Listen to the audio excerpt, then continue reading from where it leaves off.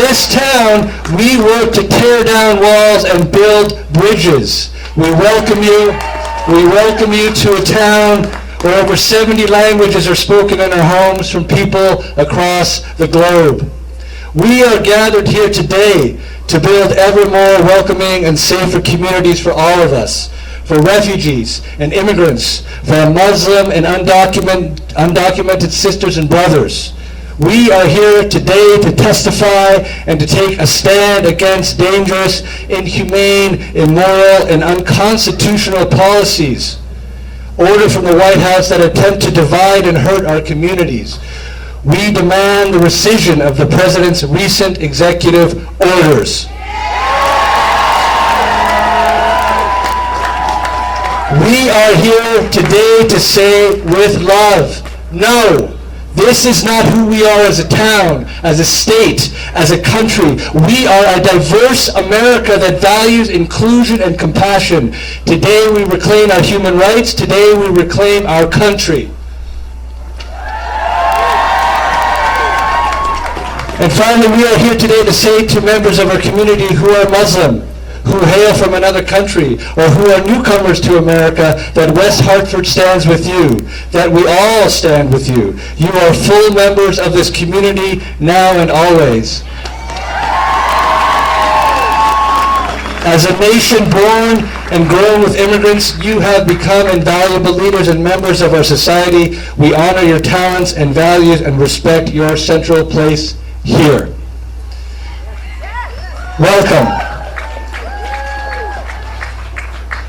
So some thanks. My thanks to my co-conspirator, co-organizer, and compañero Jeremy Pressman, who's around here somewhere with a red hat, and my fearless stage manager, Jason Oliver Chang, our peace captains in the vests, sound technicians, petition and action flyers, circulators, cleanup crew, and all the volunteers that have made this possible, this moment possible.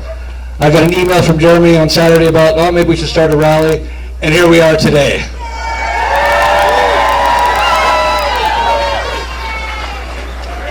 We give our appreciation to the West Hartford Police Department for helping us out today, and also to the co-sponsors, which we really like to think of as radical, intersectional, coalitional freedom fighters. The Muslim Coalition of Connecticut, give it up. Common Ground Services Islamic Consulting Firm. Connecticut Students for a Dream, undocumented students and families. ACLU Connecticut is here. And two of our own West Hartfords, welcome our neighbors, and hello West Hartford. We all welcome you. I also want to acknowledge our elected officials in attendance today, and with apologies if I miss any of you. And I should say from the start that Beth Bai sends her love and sends some words, and she says, this town, from Beth Bai, has welcomed refugees for generations. It is wonderful that so many from this community are standing up today or are working for human rights organizations or donating time and money to help in the causes that bring you together tonight. We send our love to her and her wife, Tracy Wilson, today.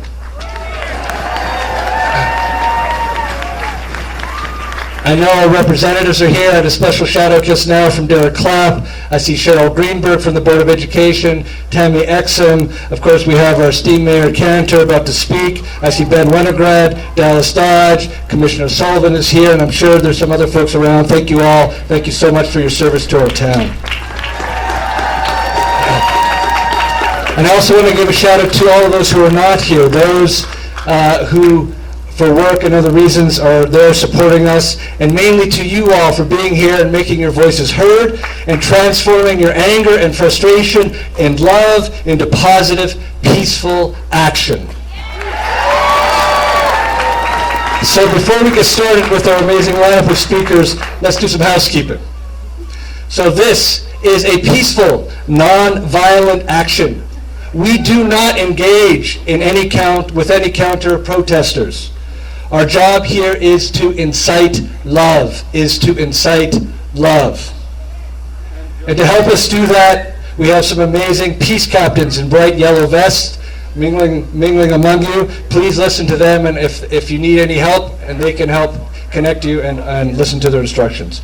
Also circulating are some information and action sheets for things to do after this gathering, so that we can continue this fight into the future. Y también hay algunos en español si alguien necesita información en español, o me pueden hablar después también.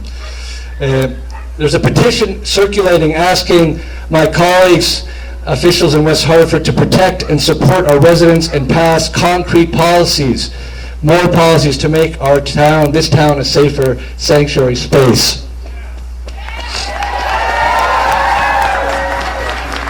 And unlike most events, today we ask you to turn your phones on.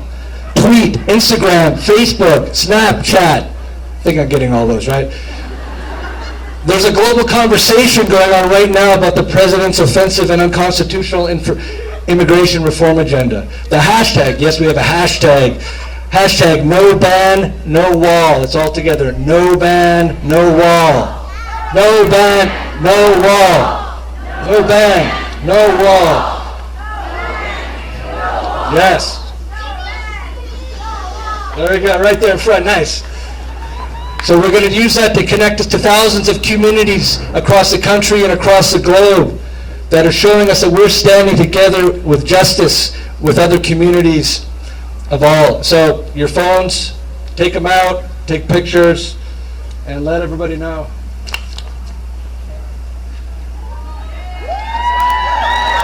All right. Yes, there's a table over there in the corner with some pre-addressed postcards. Go over there during or after and send some postcards to members of our congressional delegation. They could use our support. They're doing excellent work, but we need our support. And finally, please keep that sidewalk clear at the back. The police asked that people need to kind of continue to walk through. All right, enough about me. Moving on. We're going to have some speakers. This is what we're going to do. We're going to listen to the speakers. We're going to get fired up and do some chants together. And then we're going to wrap up and talk about some concrete actions moving forward. Okay, you with me? Are you with me? All right. So it's my great honor to start with our first speaker to welcome us here, my friend and a freedom fighter in her own right, Mayor Sherry Cantor.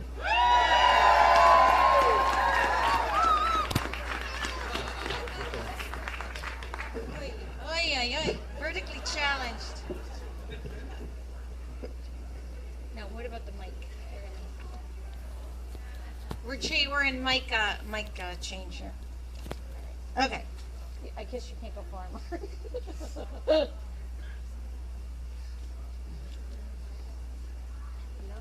Okay. All right. Oh my gosh, you guys look awesome! You really do. Welcome. Welcome. All of you from West Hartford or not from West Hartford. We're so happy to have you here with us. I want to thank Mark for his incredible initiative for organizing, and Jeremy Pressman, both UConn professors. Give a shout out to UConn.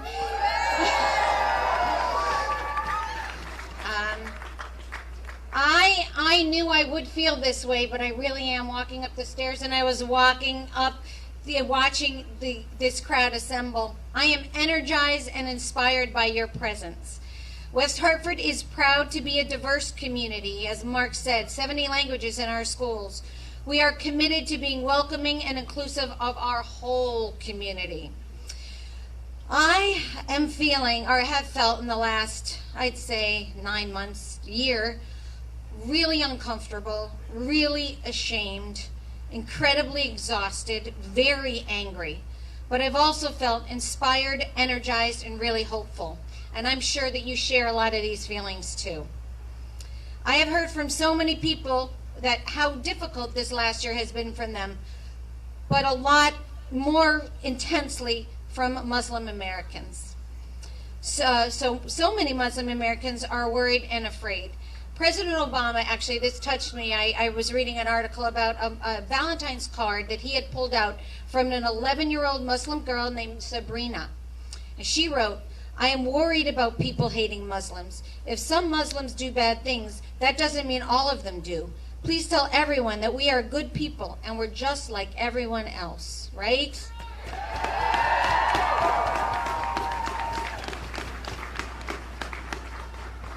This bruising election, I think we're all a little wounded, was appalling. It was filled with divisive and hateful words, inflammatory language, disrespectful mocking. It's a new low, and it's now in our history books.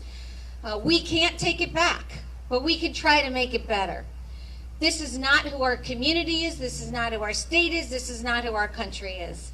These are not the people that I work with, I work for, I meet, and I talk to every day, right? I am lucky that I have the opportunity to meet people in our community from all over the world. Their families came here for the same reasons that my grandparents did, to escape prejudice, bigotry, religious, cultural, and racial freedom, and for financial opportunity and security. The U.S. is their beacon of hope. We know their courageous stories. Many of them are your stories. They came here to save their lives or for a better life, not knowing the language or the culture. The hardworking immigrants that I frequently meet have this country as a hopeful place.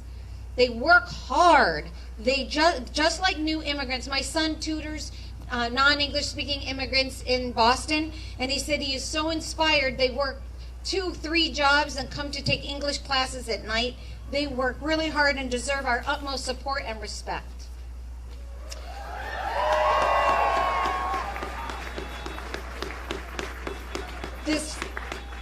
This last week and a half have been so long and exhausting. We feel the chaos, the uncertainty, and yes, again, the shame of the actions that we cannot take back. This is not who we are. We are better. The sudden and harsh implementation of the executive order on Friday was filled with heartbreaking stories.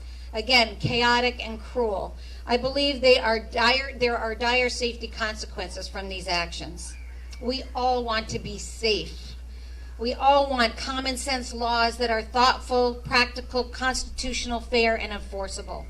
This action is a new low, again, another stain on our history. But these gatherings energize me. They give me hope. Hope of bringing together communities, making them stronger. Hope of getting to know you better, you getting to know us better. Working together to bring change. We can never take our freedom and peace for granted. We have to work really hard to make that the kind of community that we all want to live in. Thank you for being here. Thank you for doing this on this cold afternoon. You bring warmth and energy to the cause. You also you're going to hear from many inspiring speakers and stories.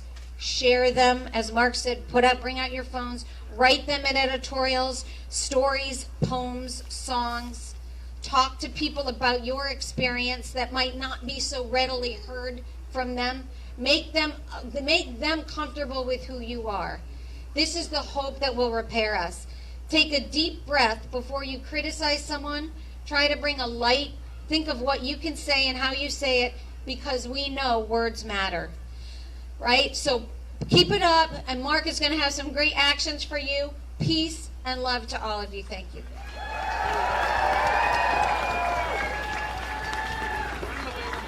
Sorry, not fun. All right, guys, looking great. Our next speaker is Saud Anwar, Town Councillor and former Mayor of South Windsor. Give it up for Saud. Hello, everyone. So my name is Saud Anwar. I'm a physician in the community. I've served as the mayor of the town of South Windsor, and I'm currently serving as the town council member in South Windsor, and I'm a proud American Muslim.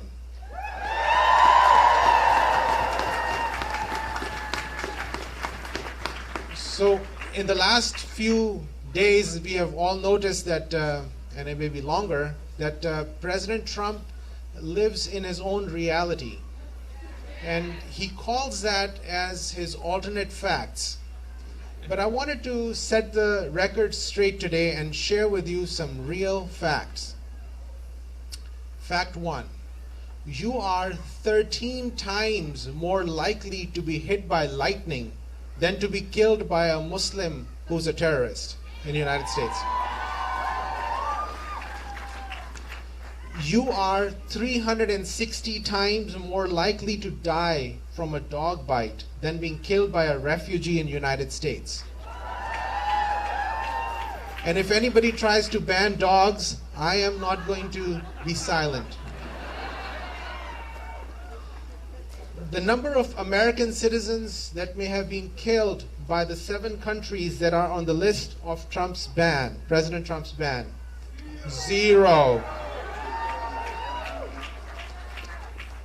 Immigrants are less likely than the native-borns to engage in criminal behavior. That's a fact. Data supports this. And Donald Trump's speeches and policies are being used by ISIS and Al-Qaeda to recruit more terrorists. That's a fact. Muslims have been in the United States, or Muslims have been here for over 500 years. During the slave trade, 1/3 of the Africans who came here were Muslims. So the blood, the sweat of all of these individuals is part of our DNA as America. That's a fact. Undocumented immigrants pay a total of $11.6 billion in taxes every year, including personal income, property, and sales tax. Fact.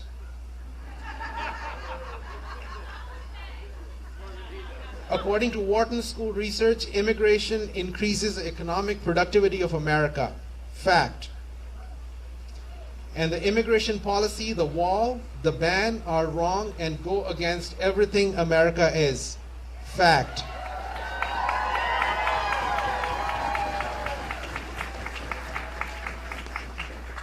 And we, the people, will remain strong and we will resist.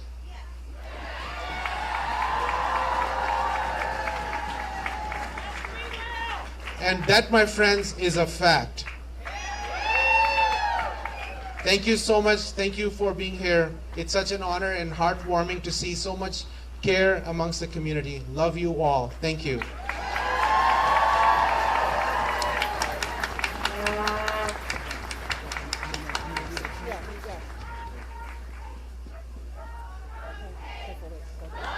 Trump's hate. Love Trump's hate. Love Trump's hate. Love Trump's hate. Look at you guys. You guys are beautiful. I want you to look at your neighbor and thank them for being here.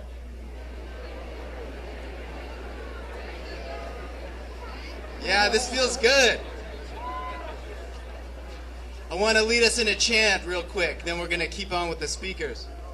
Say it loud. Say it clear. Refugees are welcome here. Say it loud. Say it clear. Refugees are welcome here. Say it loud. Say it clear. Refugees are welcome here. Say it loud. Say it clear. Refugees are welcome here. Say it loud. Say it clear. Refugees are welcome here. Thank you, everyone. Our next speaker from West Hartford, one of our spiritual leaders and a mentor to me, Rabbi Deborah Cantor.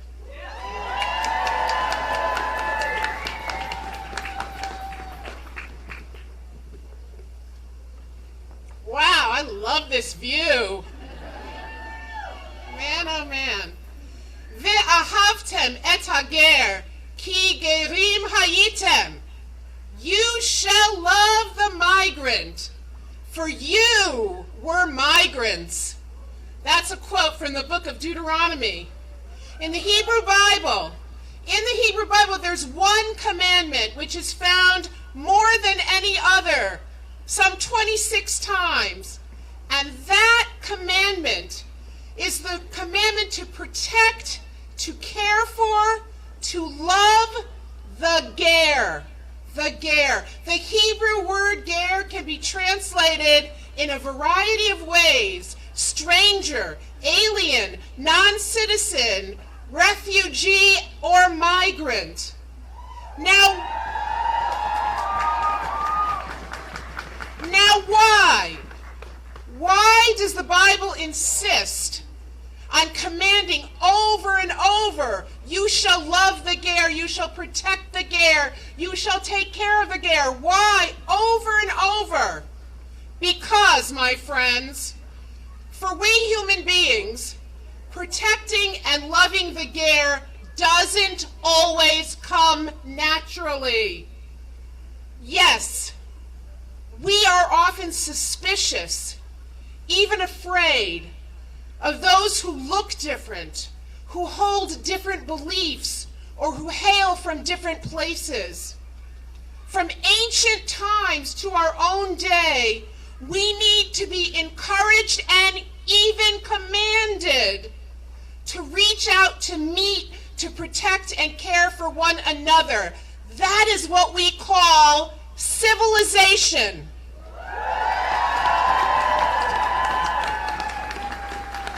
And why? Why is welcoming the ger such an important principle? Because if you are a stranger, a newcomer, a migrant, a refugee, you are vulnerable. You are not back home where you know the lay of the land, where you have family and friends to support you, where the culture, the expectations, the language are all so familiar. You need love. You need protection in the new place that you find yourselves.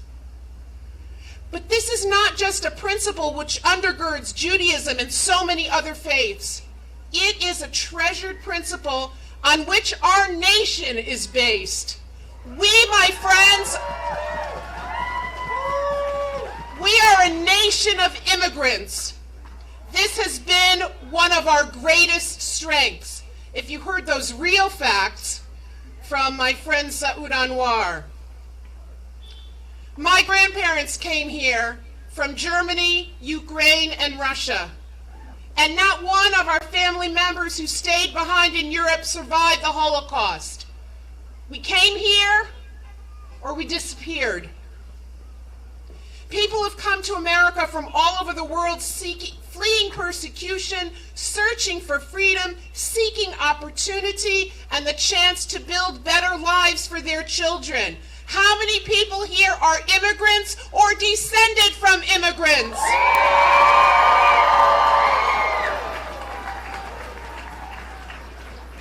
Right, I thought it would be most of this crowd. We Americans close our doors to the rest of the world at our own peril. Whenever we have shut the door to immigrants or singled out religious or national groups to ban from our shores or to imprison, as we have from time to time, we have incurred a moral stain and paid a serious price. My teacher, Rabbi Abraham Joshua Heschel, marched with the Reverend Dr. Martin Luther King at Selma. Later, reporters asked him what it felt like to walk across the Edmund Pettus Bridge facing a phalanx of police officers armed with clubs. And he said, "I felt as if my legs were praying." I felt as if my legs were praying. Today, if he were still alive, Rabbi Heschel would be praying with his legs at gatherings like this one. He would be speaking out for our Muslim brothers and sisters who are being targeted right now. And he would caution us to take strengths from one another, to join our hands and hearts, and not to give up.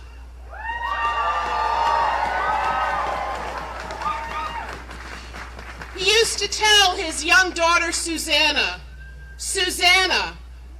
and this was a man who had lost his entire family in the Holocaust and had been himself a refugee. He said, "Susanna, never despair. It is a sin to despair. He wrote, "Surrender to despair is surrender to evil. Yes, it's important to feel anxiety, but it is sinful to wallow in despair. What we need," he said, "is a total mobilization of the heart, intelligence, and wealth for the purpose of love and justice. My friends, let us mobilize, because evil," said Rabbi Heschel, "is never the climax of history. This will be defeated." Shalom, salam, peace.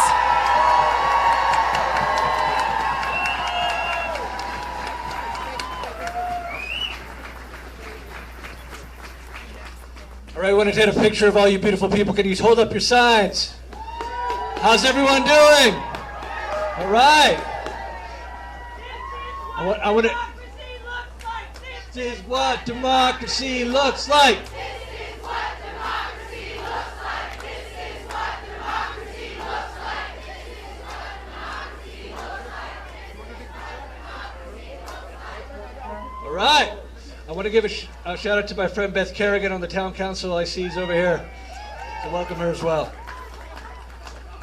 It's our great honor and privilege to have with us the president of the Muslim Coalition of Connecticut, Samia Hussein.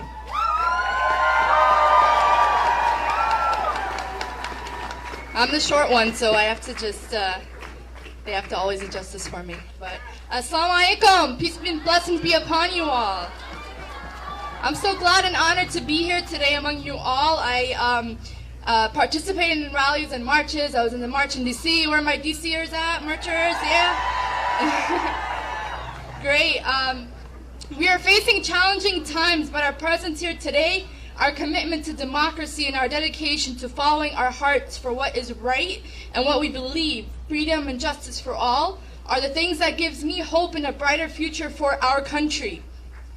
We are all a product of immigration. I myself, 40 years ago, my grandparents immigrated from Egypt to the United States. They left everything behind. They left they had no family here. They left everything and blindly came because of that promising American dream that United States stands for.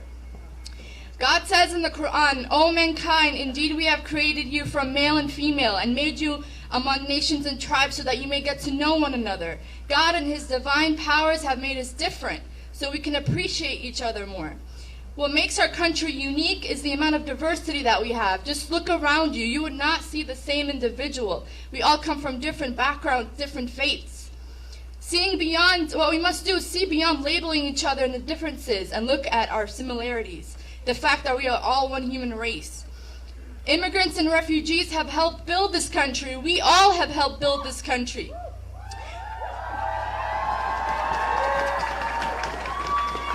Just to name a few of them, how many of you know Gloria Esteban? She was a refugee from Cuba. She escaped the Cuban Revolution. How many of you know the first female Secretary of State, Madeleine Albright, was a refugee? How many of you know, and I'm sure you know him because you have his yogurt in your kitchen, the Chobani owner, right? He was also a Turkish immigrant. All these people have stood for the principles and values that we hold as Americans, the American dream and the opportunity to live freely. But our values and our First Amendment right, freedom of religion, which was one of the founding principles that our forefathers envisioned, has been threatened by our very own president. A president who instead of dividing up our nation on hate and bigotry should be uniting us all together. When President Trump bans immigrants and refugees who are from Muslim-majority countries escaping war and violence from ISIS, but does not condemn the 2 mosques in Texas that was burned in flames, or the Muslim hijabi women who are blank in their own homes by a racist neighbor, or the ongoing bullying that is happening among our children in our schools. Point blank in their own homes by a racist neighbor, or the ongoing bullying that is happening among our children in our schools, the both physical and verbal that they are experiencing. If he is not calling you out what it is, then this is not a matter of national security, this is a matter of racial profiling and religious discrimination.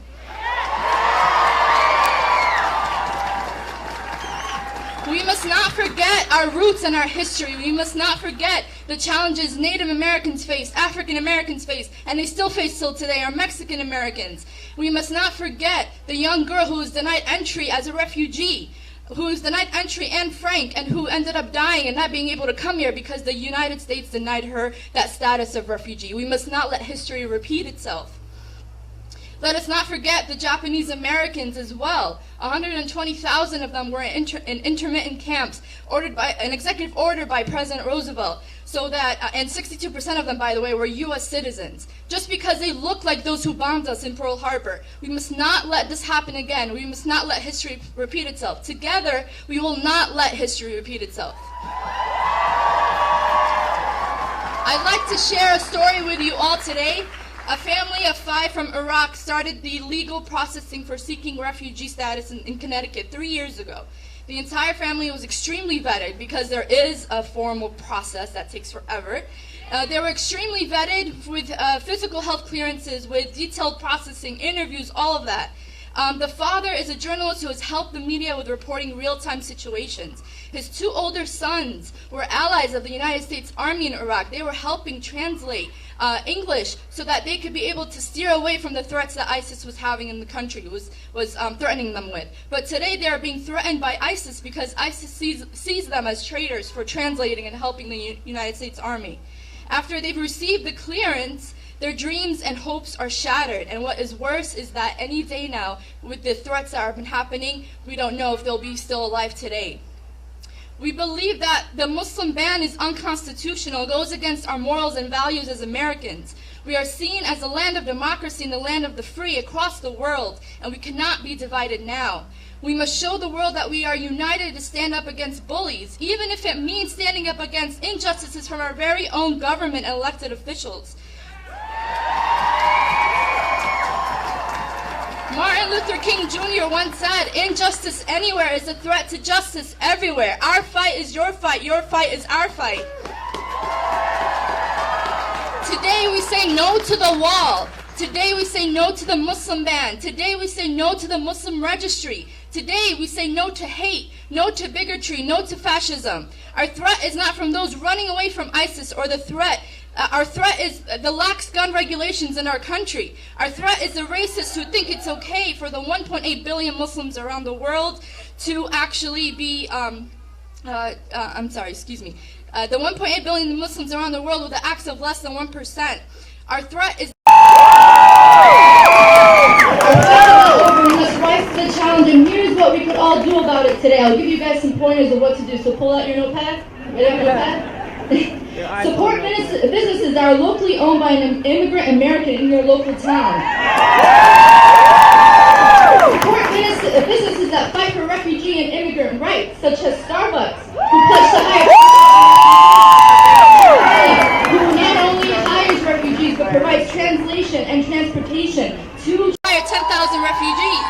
Shivani, who not only hires refugees but provides translation and transportation to Shivani factory, or Google or Airbnb, some of them, a few, who have donated money, millions of dollars, to many organizations who are fighting for immigrant and refugee rights. Donate to the passionate nonprofits that are providing education and training in our country. The American Civil Liberties Union, the Muslim Coalition of Connecticut, Care Connecticut, among a few. Attend your town's local council meetings and get actively involved in town issues. Attend your child's schools to ensure that they have implemented education and anti-bullying campaigns. Attend various rallies and marches, not just today, but in the future. We must have our voices heard. Call your lawmakers who work for us. Call them not to only express your position, but to also thank them for their standing up against any injustices that our country is facing. Make sure to support U.S. Senator Chris Murphy's legislation that he'll be introducing next week to reverse Trump's travel ban orders. Wear a hijab standing in solidarity with Muslim women. Today is World Hijab Day.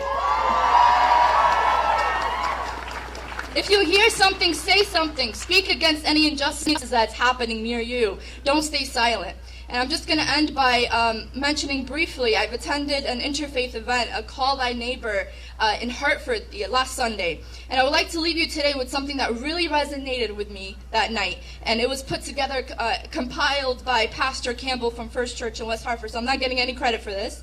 There is diversity among Earth's people, yet for all of our difference, we are one as a human family. But is there anything we all come close to believing in together? A Christian would say, do unto others as you would have them unto you. A Muslim would say, not one of you truly believes until you wish for others what you wish for yourself. A Jew would say, whatever is hateful to you, do not do to your neighbor. A Buddhist would say, treat not others in ways that you yourself would find hurt. A Hindu would say, this is the sum of duty, do not do unto you what would cause pain if done to you.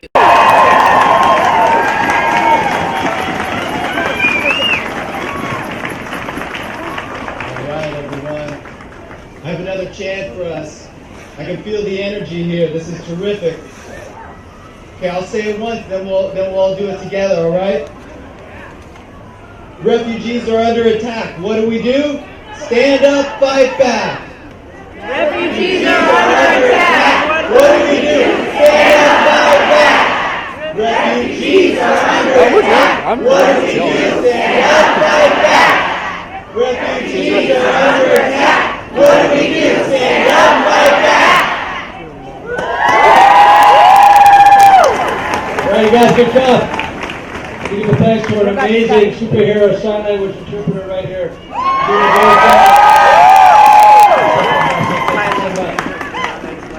Our next speaker, right here from West Hartford, from up the road at Hall High School, a courageous young woman, Gabriela Iglesias.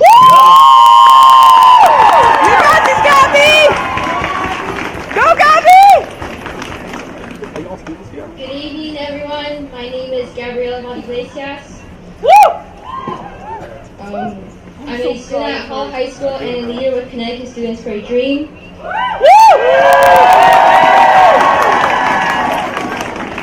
Connecticut Students for a Dream fights for the rights of undocumented immigrants. I am one of the 11 million immigrants that lives here in the U.S. At this moment, I don't know what lies ahead of me. I don't know if I'll be here in the next 5 months or if I'll ever go to college. I could be living my last few months in this country. I don't know if I'll be here in the next 5 months or if I'll ever go to college. I could be living my last few months in this country. But what I do know is that however long I'll be here, I'll keep fighting.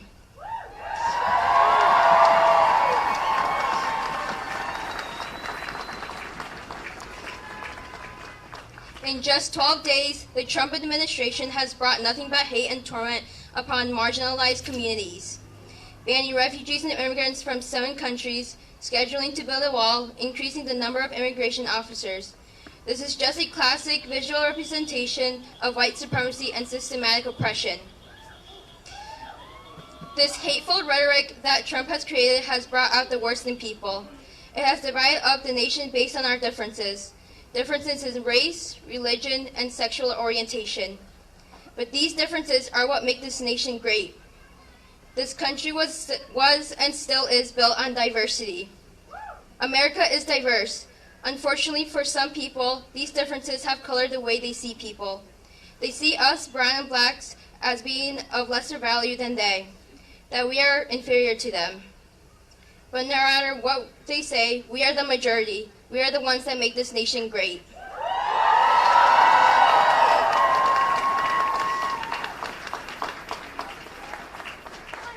This past week, Trump has signed off executive orders. These first series of executive attacks on immigration are the start of Trump's mass deportation agenda. But our message to Trump and the nation is that we will fight to prevent deportations and protect our communities. We will not be forced out of a place in which we call home. We are ready to take on the Trump administration, and no matter what they may try to do, this is our home and we are to stay.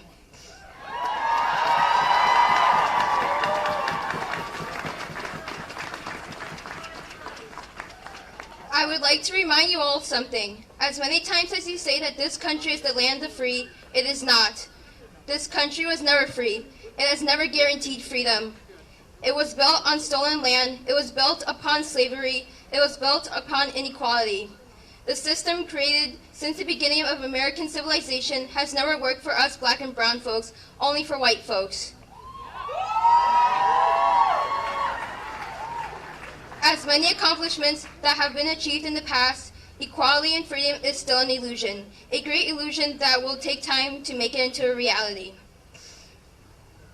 With a man who is at the greatest position of power and uses his powers to threaten and torment marginalized and oppressed communities, we will show him resistance through being vigilant and raising our voices.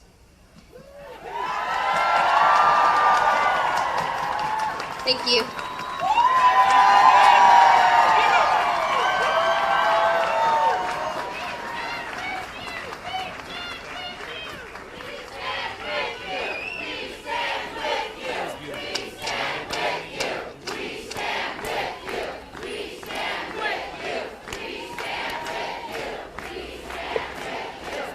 All right, folks, all right.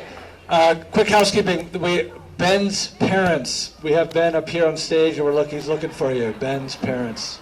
If you could come on this side and grab him up, that'd be great. Anybody else lost? All right, we're moving on. Our next speaker from the Board of Directors of the Islamic Center of Connecticut, Mobashar Akram. Welcome. Thank you, Mark, and hello, everybody. Big round of applause for Mark up here. He set up this, and Jason and the mayor who've given us this opportunity to talk to everybody. I'm a little cold, so I'm going to try and hurry up my speech. It's not going to be long because I think I'm holding you from your dinner. So, just wanted to ask everybody, we have a different definition of what a refugee is. Who exactly is a refugee? When we talk about, we have this term that's being loosely thrown around these days. What exactly makes a refugee? Somebody who's stateless, somebody who has no home. And just imagine yourself in their shoes for a moment. Imagine yourselves that you go home today and somebody kicks you out of your house. You do not have a home. All that you had is gone. Everything. Your pots, your pans, your TVs, your clothes, your pets, your neighbors, everything. Everything is gone. And then walk out of this place, and then you're forced to walk for months and weeks, and you eventually make it to a place called Mexico where you don't even speak the language at that point. And you have to stay there in a refugee camp for years. Because somebody promised you you'll end up maybe in Japan. That's the place that you wanted to go to. Because that's what you saw, that's where you wanted to go. And then you stay there for years waiting for your turn. And once your turn comes, you end up in Japan. You don't speak the language. Your children have no way of going to school and understanding what they're being taught. You can't even understand how to go around and buy groceries. And it's simple facts.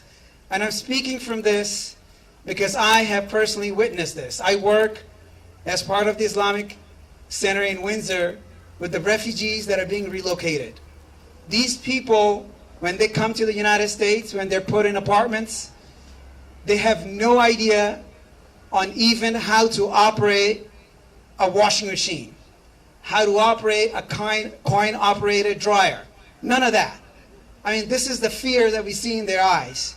These are the people that we're turning away from our borders. These are the people that they've been subject to so much terror that we keep on telling everybody that they're not welcome over here. Donald Trump wants us to believe that immigrants are a threat to the United States. Little children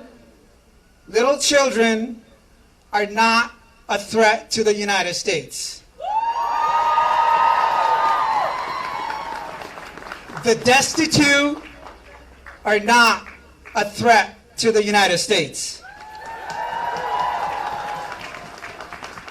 The downtrodden and the ones who have been stepped upon and who are fleeing murderous thugs are not a threat to the United States. Elderly grandparents at airports are not a threat to the United States. Students, teachers, doctors, scientists, and businessmen, women are not a threat to the United States. Iraqi translators who laid down their lives for United States soldiers in Iraq are not a threat to the United States. This order that he just signed up is not about terroristic threats. This order is about a religious test. This order is to prevent people of a certain religion from entering the United States. And United States does not impose religious threats, period. Say it after me. Love, not hate, makes America great. Love Makes America great. Love, not hate, makes America great. Not hate, makes America great. Makes America great. You know, when I started working with the refugees who've recently been relocated, I think there are about 400 or 500 families that have been relocated to Connecticut. I told everybody, I said, look, once they're here, these people are not refugees anymore, because they're Americans now. They're just... These are Americans who were doctors at one point, who were cops, who were teachers. They were people just like you and me. So they're no longer to be labeled as refugees, they're Americans. So they're no longer to be labeled as refugees, they're Americans. So I just wanted to say one more thing here. Disasters such as this do not happen overnight. It's not a spectacular event. It's not like a tree grows in your yard overnight, just sprouts. You know, this is not Jack and the Beanstalk. You throw the magic beans, and next thing you know, there's a huge tree going up into the tree. It's a slow corrosion of values. This first order is a step in that direction. It's a slow corrosion of our values, which are American. This is how the Holocaust started. It started with simple actions. You have to register if you're a Jew. If your business is Jewish owned, it's fair competition. It can be owned by anybody else. You make little surgical cuts, a nip here, a tuck there, and this step, this illegal order, is one of those first steps towards that. If you don't stop this right now, trust me, there is going to be another Holocaust that's going to happen here in front of our eyes. Maybe you didn't notice that all of those right-wing tweeters who were banned during the election, they've all been, reinstated. They're all tweeting.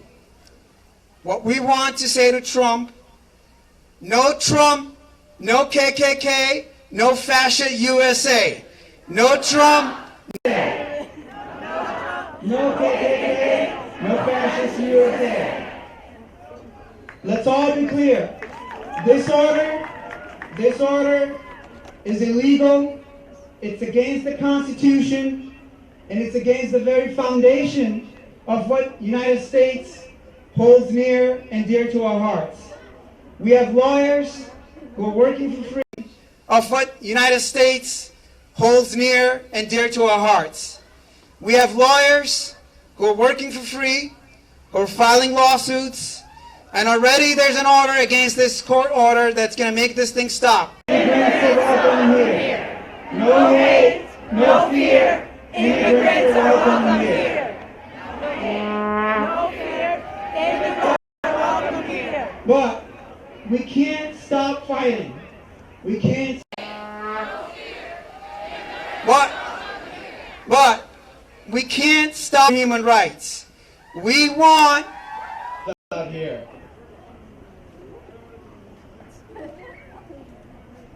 But we need to do something. If they build a wall.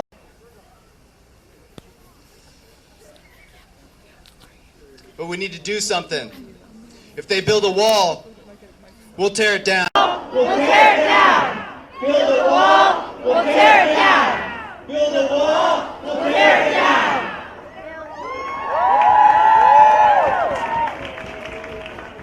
All right, you guys. Our next speaker, another wonderful spiritual leader, a guide for. All right, you guys. Our next speaker, another wonderful spiritual leader, a guide for us all, Minister Kathy Ryan Starr. Good evening, everybody. We stand here on the 12th day of our new president's tenure. We also stand here on the first day of Black History Month. And I stand here as one of the ministers of the Unitarian Society of Hartford over at Bloomfield and Albany. Calls on me as a person of faith to go deeper and deeper and deeper into that faith, because now more than ever we need it. Faith to go deeper and deeper and deeper into that faith, because now more than ever we need it. My Unitarian Universalist tradition teaches that the inherent worth and dignity of every person is of utmost importance. And it teaches that we are all interdependent. We human beings, we all of existence are dependent on each other. We are not alone. We cannot pretend that we are alone. And so we are not alone. And so in this moment, what it means for me as a Unitarian Universalist to live out that faith tradition, to live out the inherent worth and dignity of every person, to live out that respect for the interdependent web of all existence, it means to show up. Like you all are doing today. It means to stand with immigrants, with refugees, particularly today our Muslim brothers and sisters and siblings in humanity. It means standing on the side of love, knowing that families have been divided for far too long. It means standing on the side of love, knowing that families have been divided for far too long. Deportations and stops at the border are not new, but they are escalating with this order. We need to know that history and to build on it, to say families can no longer be divided. Goes against every single faith tradition that I know of. And I'm also here today as a leader in Surge, showing up for racial justice that seeks to mobilize white people to show up for racial justice.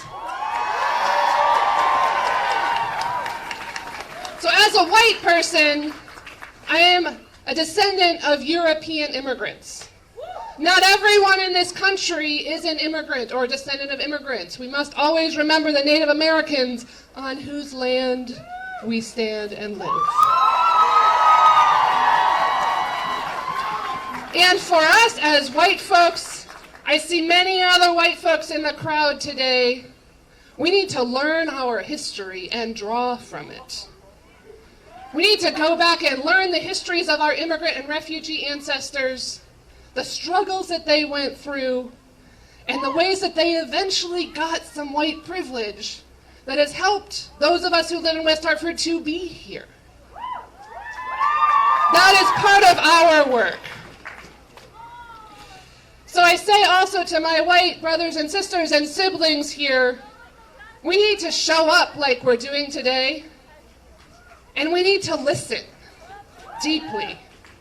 We need to be in careful solidarity, not just today when we're outraged, or yesterday, or the day before, or for the last 12 days, but for the next 12 days, and the next 12 months, and the next 12 years.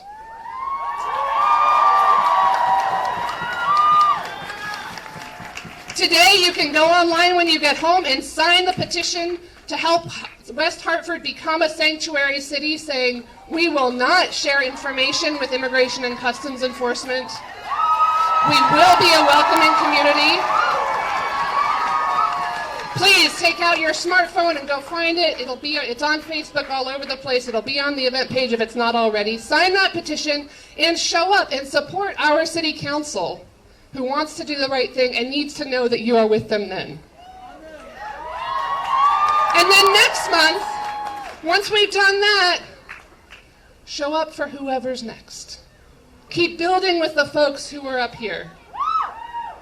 When Trump comes out with his executive order against queer folks, against lesbian, gay, transgender, bisexual folks like my family, remember that some of those folks are the same refugees and immigrants who we're here for today. Because if they take you in the morning, they'll be coming for us that night, as James Baldwin said. And now, more than ever, we need to connect issues. We need to be there for one another. We need to connect the dots. And finally, we need to commit to dream. Che Guevara said, let's be realists. Let's dream the impossible, which seems impossible right now. We are in such a reactive mode, and we need to be. But there is a dream of beloved community. We can dream another world into existence if we commit ourselves again and again and again to showing up and building with one another.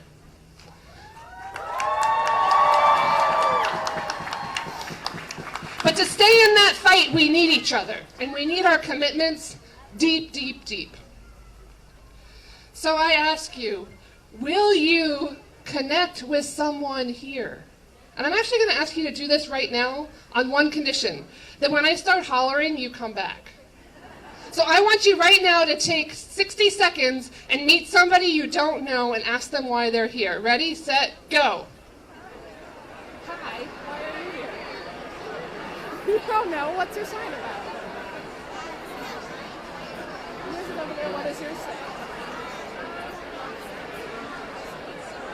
And I'm Kathy, and I'm here because I'm mad. And I'm upset, and this is part of the way I recover from that.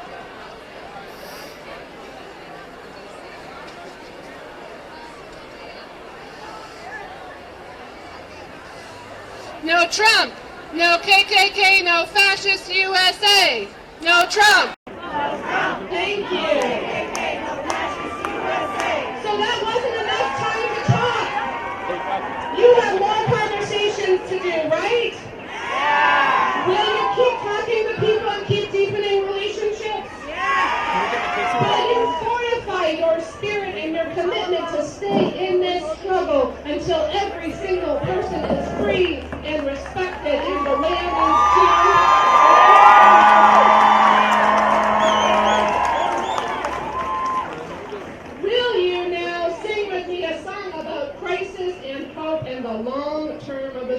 This comes from some movement traditions, and I'm just going to sing it a couple times through, and you will catch on. People gonna rise like the water. Sing it a couple times through, and you will catch on. People gonna rise like the water. Say it, open the borders now. Join me. People gonna rise like the water. This crisis down. I hear the voice. I hear the voice of my great-granddaughter. Say, open the borders now. Again. People got, I can't hear you. The water. There we go. And open the borders now. Again. People got, I can't hear you. The water. There we go. Gonna calm this crisis down. I hear the voice of my gonna rise like the water, gonna calm this crisis down. I hear the voice of my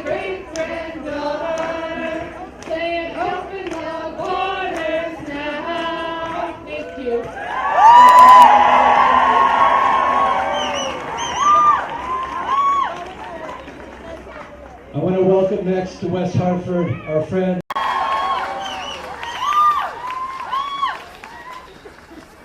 I want to welcome next to West Hartford our friend, the Mayor of Hartford, Luke Bronin.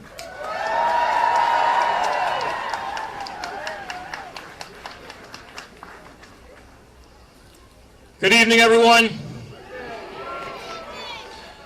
I'm going to be brief, but I'm honored to be here with you tonight in West Hartford. And it's terrific to see such a big crowd come out.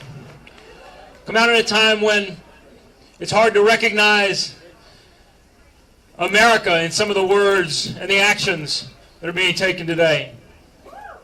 But we know what makes America great, and we know that somebody will close the door to those who are suffering in war-torn countries or fleeing tyrannical regimes never understood what makes America great.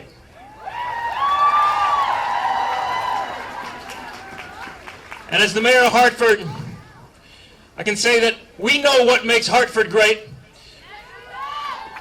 It's the small business on Franklin Avenue owned by the man who came to our country as a refugee from Albania in the 1990s. Today is raising his family, starts a small business, works 2 jobs, and makes our community stronger. It's the young Bosnian girl who came to our country fleeing that same time, who grew up and went to school and went to UConn, put herself through college, ended up becoming my assistant in the mayor's office before she went out to go to graduate school, and makes our community and our country stronger. And it's the Karen family that lives on Asylum Avenue, who came only recently fleeing oppression in Burma, and who pulled together as a family, sharing a small apartment, so that that young woman can now go to St. Joseph's in this great town of West Hartford, making Connecticut and America stronger. And so we in Connecticut and in Hartford and West Hartford will stand together, and we will remember those words that are written on the Statue of Liberty and that are written in the hearts and the history of every community in the United States. Send these, the homeless, tempest-tossed to me. I lift my lamp beside the golden door. Good night, everyone. Thank you for standing strong, and we stand with you. Consulting firm, Amir Nabil. Amir Nabil, welcome.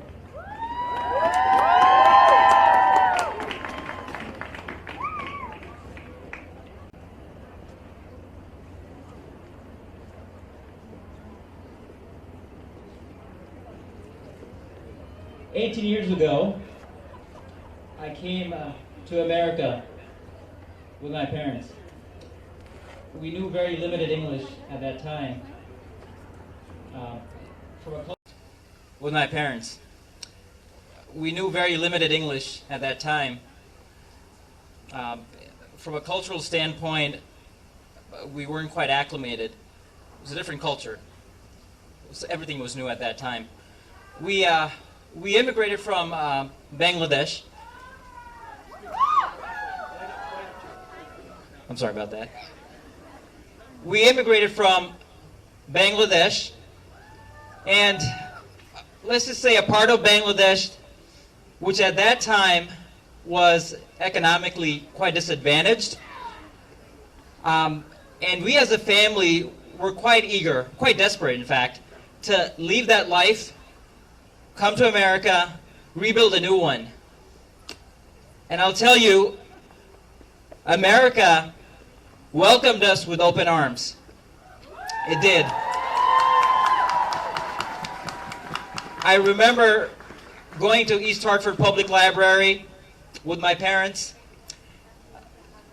and working with a group of volunteers at that time. It used to be called Literacy Volunteers. And they used to spend weeks and weeks trying to acclimate us to the culture, the language. And one of the names that sticks out to me to this day, Pat Mills. She was our volunteer teacher. One of the kindest ladies that I've met. And, you know, I'm ever so thankful to her still to this day.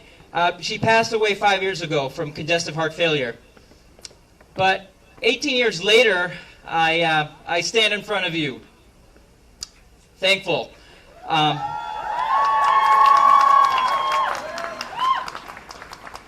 thankful to Pat Mills. I'm thankful to those volunteers who believed in us as immigrants at that time, who supported us, who stood by our side. And I'm thankful to be an American. I love this country, and I'm proud to be able to call this my country. Here in America,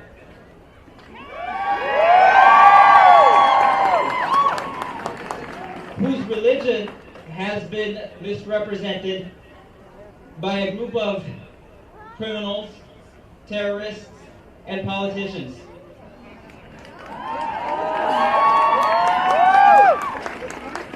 You know, Islam never taught me to hate.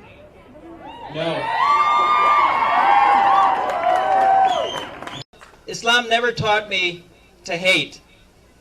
No.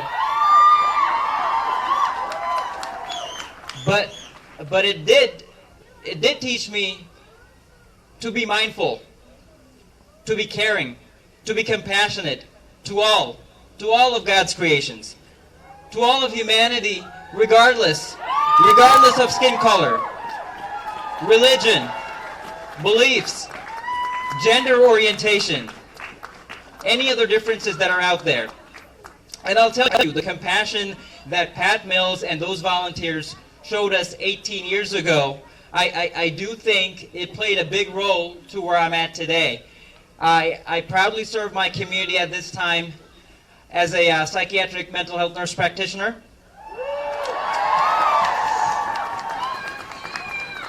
And I remind myself now, and I remind you all, and most importantly, I remind those decision makers in Washington, D.C., that the refugees that are here right now, these refugees are human just like me and you. They're desperately in need of a shelter, away from the violence. Among these refugees are parents, just like yours and mine. There are sisters, mothers.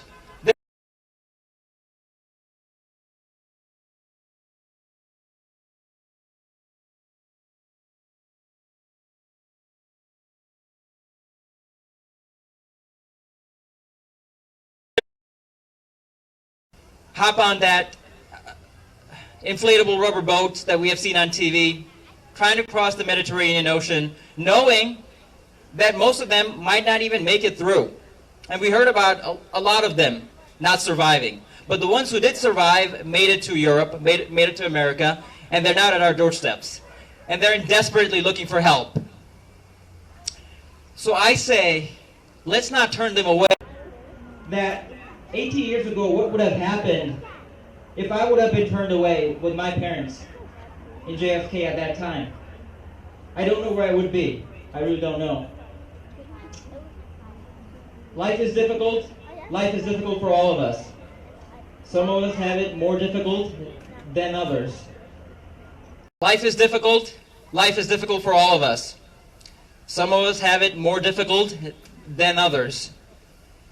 But I say to myself, I have one chance. I have one life. We all have that one life.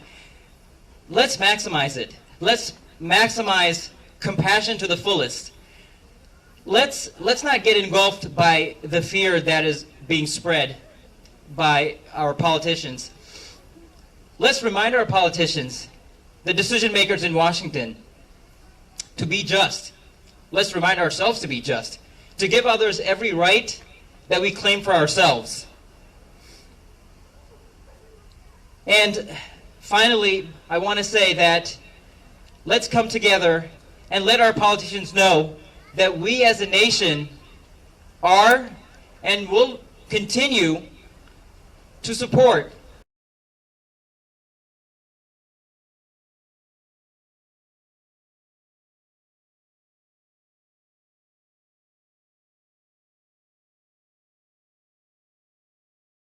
very much.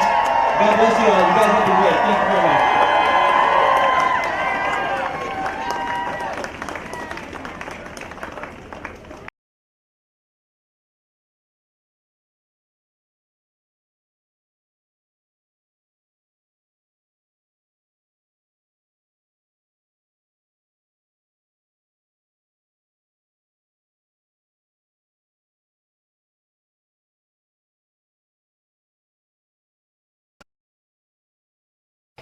Thank you very much.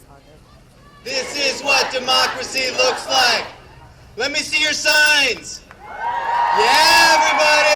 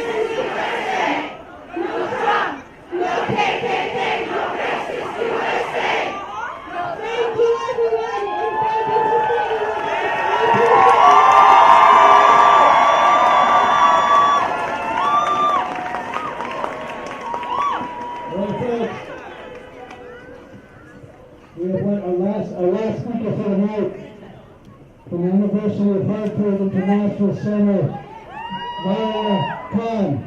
Give it up. From the University of Hartford International Center, Maria Khan. Give it up.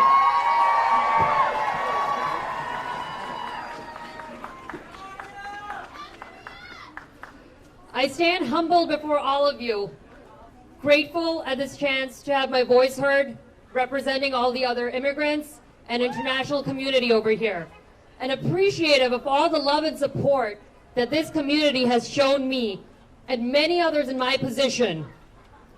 7 years ago, I came to this country as a student on a visa. Being from Pakistan, I went through the usual rigorous screening and background checks until I was cleared to arrive in this beautiful country to pursue my dreams. A year later, my family immigrated here, and we adopted the local culture as our own. We inherited the tax system, we embraced our communities, and we took all the forgotten dreams of our forefathers and made them our reality. I inherited 3 years ago, I inherited the war when my mother was another number in the long list of casualties in Afghanistan. An immigrant in her own right, she pushed through the limitations imposed on her in a war-ravaged country to help the women and children of Afghanistan. And through this whole process, not once did we think that we were misfortunate to be part of this inheritance. Because in the 7 years I've been here, I've learned that America is a place of opportunity, a country built on the broken backs of immigrant hopes and dreams, and a land of the free.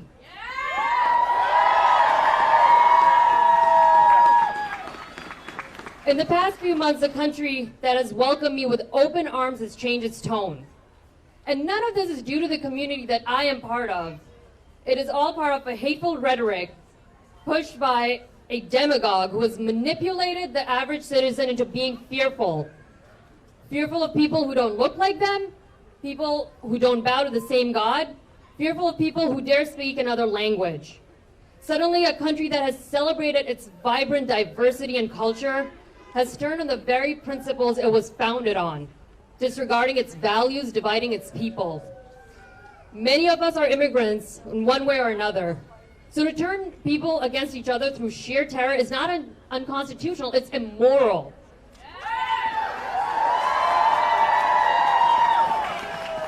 History has shown us time and time again that demonizing a whole group of people has led to nothing but war and destruction. And yet, here we are again, finding ourselves at the risk of repeating history. The part that terrifies me the most is the normalization of this attitude. When refugees are turned away to go back to the bombs and violence and wars that their countries are raging and that they're trying to escape, when people who need life-saving surgeries are turned away at the borders just because they're Muslim, when 5-year-old children are detained at airports handcuffed for hours just because they might be a security threat, rest assured none of this is normal, and it's up to people like us to remind ourselves time and time again that we cannot accept this casual racism.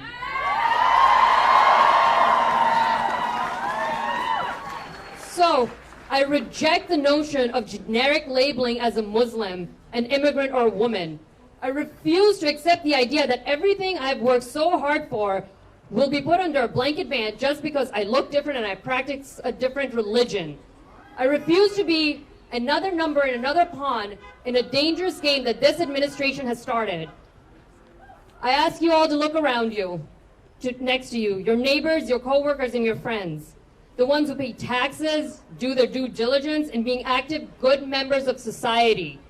Do we deserve to be dehumanized, marginalized, and have our basic rights and freedoms taken away from us? We are lawyers, doctors, scientists, engineers, students and teachers, businessmen and laborers. We are mothers, fathers, and children. We are the very fabric that this country was built on. We aspire to have our dreams be a reality just as the next person. We came from war-torn countries, and we will never have to look back to our trials and tribulations. We came with almost nothing and made something of ourselves in this country of opportunity. We are the average citizen. This is what makes this country great. This is the legacy we are leaving behind for our kids. As we need to remember that we are all in this together. We are fighting justice. We are all all America.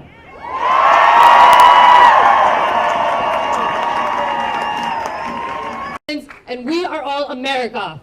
Thank you.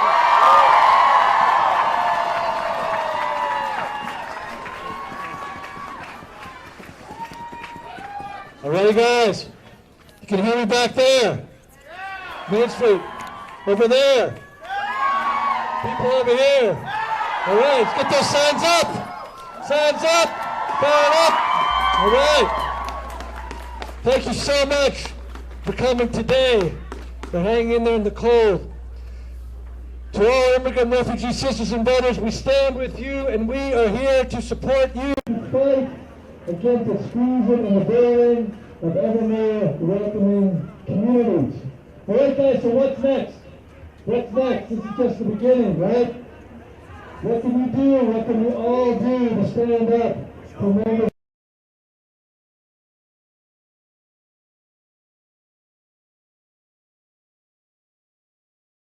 Community and against the president and his administration. So there are some take action sheets being passed around. I'm sure some of you have them. They look like this. They're colors, blues and yellows, and anyway, they've got some great information on them, like that. Anyway, this is what we're going to do. This is what we're going to do. Listen up, I hear you. Raise your hand, everybody. Raise your hand and commit to calling your congressional representatives and tell them that you live and seat in Connecticut and support refugees and want the president's executive order on refugees rescinded. Show up at their issues forums. Raise your hands to commit to that. As one of our speakers said, this week Senators Chris Murphy and Blumenthal proposed legislation to block restriction on refugees and immigration.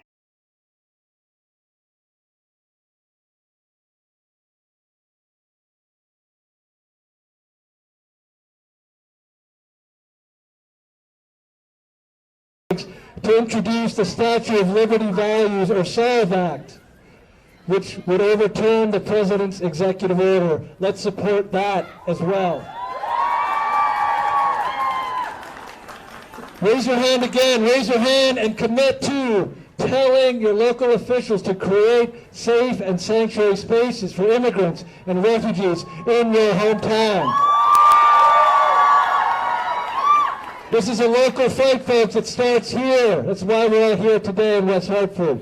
Raise your hand and commit to volunteering with refugee resettlement agencies at your local libraries and community centers.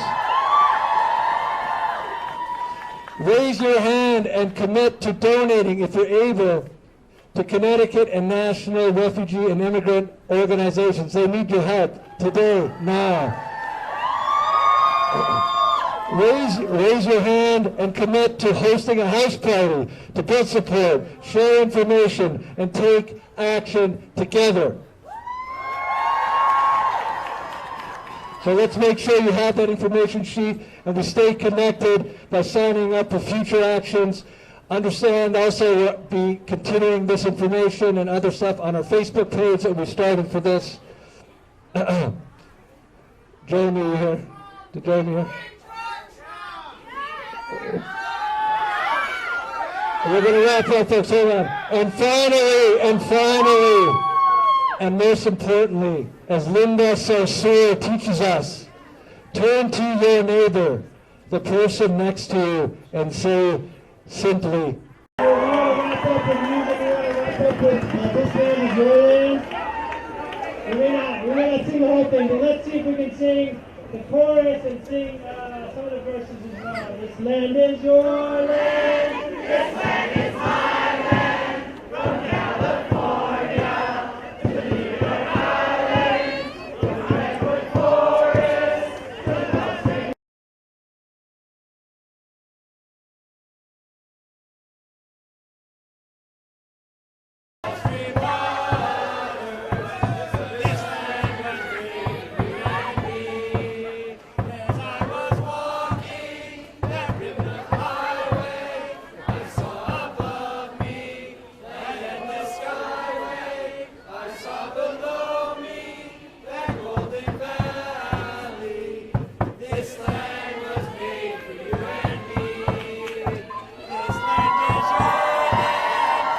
land is my land, from California to the New York Island, from the Redwood Forest to the Gulf Stream waters.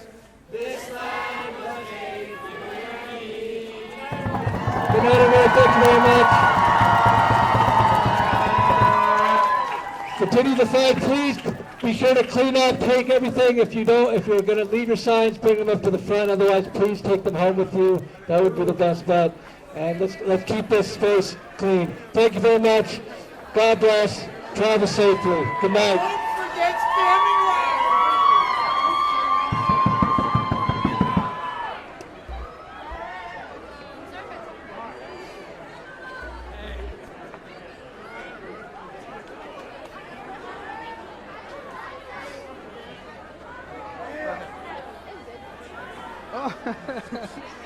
Salon, you see it? Yeah. Your hands are free. Hi. Thank you. Nice to meet you. That was good speech. Good? Yeah, where's Amir at? Amir.